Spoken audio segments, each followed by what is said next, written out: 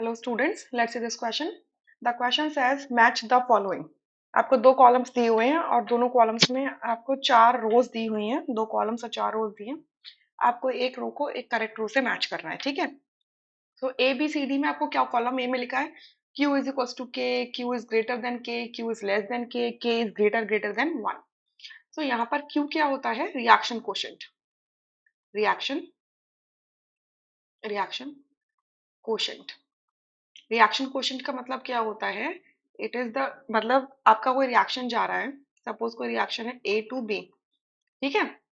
ए forward direction में जाके B दे सकता है और बी बैकवर्ड जाके आपको ए दे सकता है, ठीक है। तो इस टाइप की सिचुएशन है। सो जब किसी भी एक टाइम पर जब आप इन दोनों रिएक्टेंट और प्रोडक्ट की कॉन्सेंट्रेशन का रेशो लेते हो इस तरीके से, तो इस रेशो को बोलते हैं हम रिएक्शन कोशेंट, वेयर के आपका क्या है? Equilibrium constant. इक्विलिब्रियम कांस्टेंट, ठीक है। ये इक्विलिब्रियम कांस्टेंट है।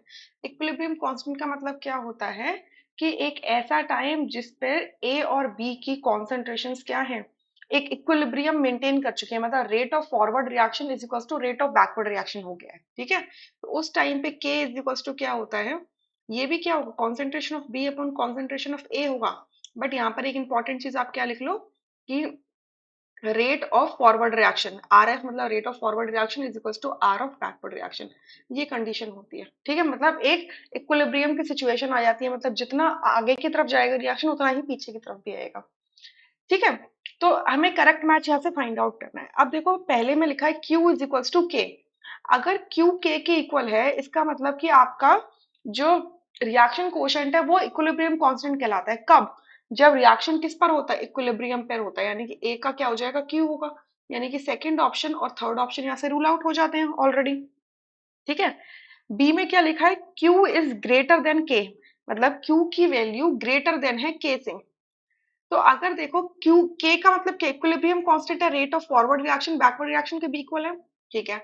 अब K अगर Q की वैल्यू ग्रेटर है K से, मतलब रिएक्शन कोएफिशिएंट ज्यादा है, रिएक्शन कोएफिशिएंट ज्यादा है यानी कि B की कॉन्सेंट्रेशन ज्यादा है। और अगर B की कॉन्सेंट्रेशन ज्यादा है यानी कि रिएक्शन कहाँ जाएगा? बैकवर्ड डायरेक्शन में मूव करेगा, ठीक है। जब भी आपका जब भी आपका क्या होगा? Q की वैल्यू, रिएक्शन कोएफिशिएंट की वैल्यू क्या होगी?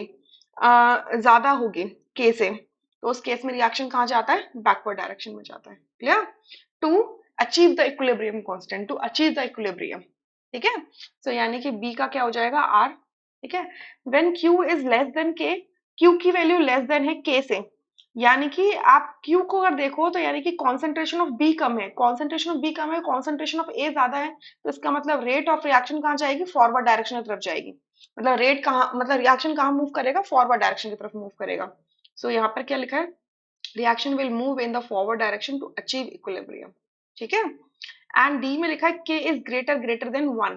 अगर के की वैल्यू ग्रेटर देन 1, अगर देखो के की वैल्यू 1 की इक्वल होती है तो हम क्या बोलेंगे? Concentration of B is equal to concentration of A, ये बोलेंगे, ठीक है। मतलब आपका 50% ऑफ ए बचा हुआ है इक्विलिब्रियम पे और 50% ऑफ बी बचा हुआ है, बना है, ठीक है।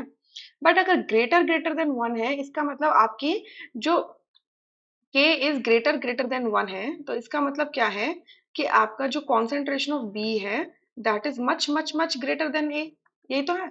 और b क्या है? आपका प्रोडक्ट है। अगर प्रोडक्ट बहुत ज्यादा बन गया है, इसका मतलब क्या? Reaction is nearer to completion, सही बात है। यानी कि डी का क्या होगा? p, यानी कि करेक्ट ऑप्शन यहाँ से क्या हो जाएगा? फोर्थ।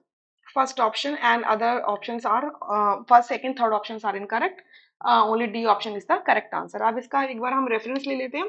तो 11th क्लास की एनसीईआरटी पार्ट 1 में अगर आप जाओगे पेज नंबर 206 पे देखोगे तो वहां पर ये मेंशन है। I hope you understood this question really very well. Thank you.